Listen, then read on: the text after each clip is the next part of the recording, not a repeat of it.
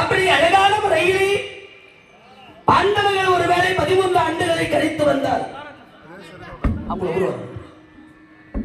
நாடக ஆசிரியர் பெருமக்கள் தயாரா இருந்தா ஊர்வலம் புறப்படலாம். அப்படியே அப்ப முடிச்சிடலாம். அப்புறம் அப்ப சரி ஓகே சரி சரி நான் முடிச்சுட்டு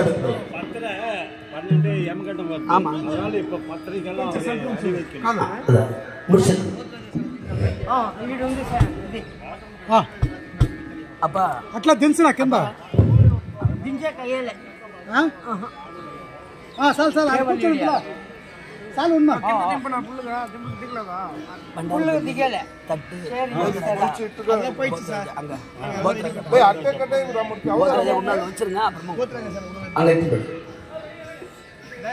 அப்படி அழகாக மகாபாரத யுத்தம் தொடங்கினால் அந்த யுத்தத்திலே பாண்டவர்களே நீங்கள் அவர்களை அழிப்பதற்கு ஒரு ஆயுதம் வேண்டும். விதுராழ்வார், துரோணாச்சாரி, கிருபாச்சாரி, அஸ்வத்தாமன் போன்ற மாவீரர்கள் அங்கே இருக்கிறார்கள்.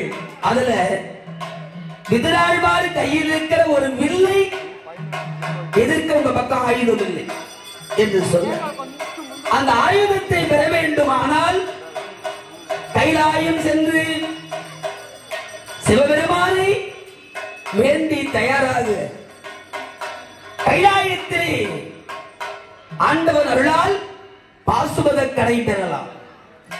அந்த பாசுபதாஸ்திரத்தை பெற்றால் தகுந்த ஆயுதத்தோடு ஆண்டவர்களை நீங்கள் வெற்றி பெறலாம் என்று சொன்னதினாலே அதிலும் இந்த 5 பேர்ல அர்ஜுனனே இதற்கு ஏதுவானவன் என்று சொன்னார்.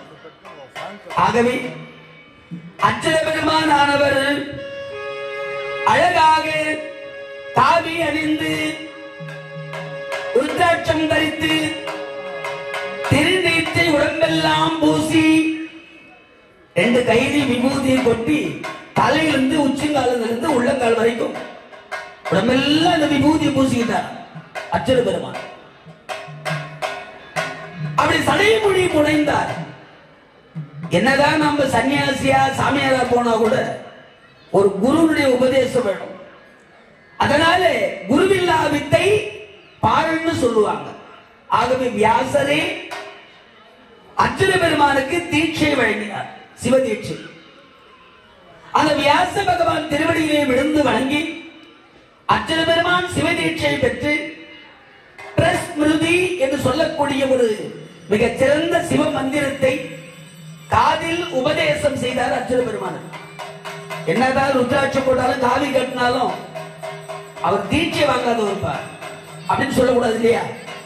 அதுக்காக வியாச பகவானே அர்ஜுன பெருமான்